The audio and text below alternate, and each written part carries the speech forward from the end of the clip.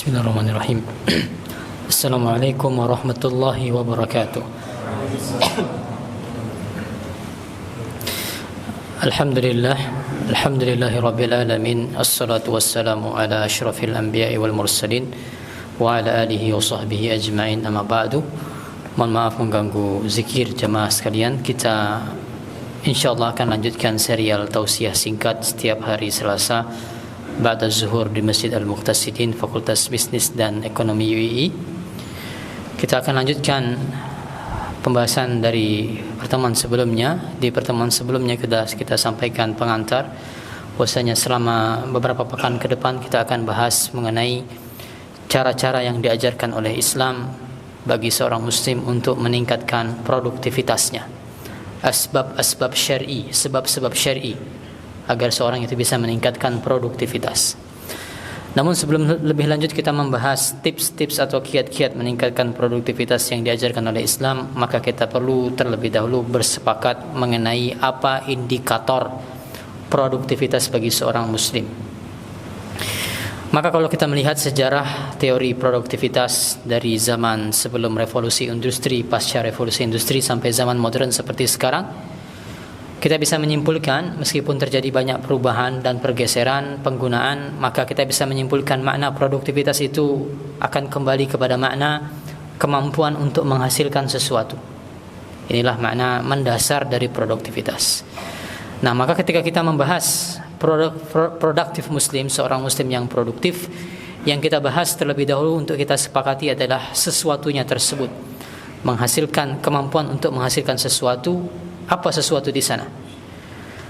Maka kesimpulannya secara singkat, standar produktivitas seorang muslim adalah tingkat kebermanfaatan yang bisa dia hasilkan. Semakin banyak kebermanfaatan yang dihasilkan oleh seorang muslim, maka dia akan semakin teranggap sebagai orang yang semakin produktif. Dan sebaliknya, ketika seorang muslim dia semakin sedikit nilai kebermanfaatan yang dia hasilkan, maka semakin tidak produktif. Apa dalilnya? Banyak sekali jika kita melihat sabda Nabi kita Muhammad SAW bahwasanya yang diraih atau yang dituju bagi seorang muslim itu adalah kebermanfaatan. Kita lihat sebagiannya. Nabi kita pertama mengatakan khairun nas anfa'uhum linnas. Dalam sebuah hadis sahih Nabi mengatakan sebaik-baik manusia adalah yang paling bermanfaat bagi manusia lainnya. Lihat di sana menjadi standar kebaikan adalah nilai kebermanfaatan. Lalu yang kedua, kata Nabi kita Muhammad SAW, man istata'a yanfa akhahu falyaf'al. Barang siapa di antara kalian yang mampu untuk memberikan kebermanfaatan bagi saudaranya sesama muslim, lakukan. Maka lihat di sana Nabi memerintahkan untuk memberikan kebermanfaatan bagi orang lain. Lalu yang ketiga, Nabi kita juga mengatakan masalul mu'min kamasalin nakhlah ma akhasta minha min syai' nafa'aka. Perumpamaan orang yang beriman itu seperti pohon kurma. Apapun yang engkau ambil dari pohon kurma tersebut, maka akan senantiasa memberikan kebermanfaatan. Kita yang tidak terbiasa dengan pohon kurma di Indonesia, mungkin yang paling dekat permisalan ini adalah pohon kelapa. Bagaimana pohon kelapa dari ujung sampai bawahnya senantiasa bermanfaat, bisa dimanfaatkan.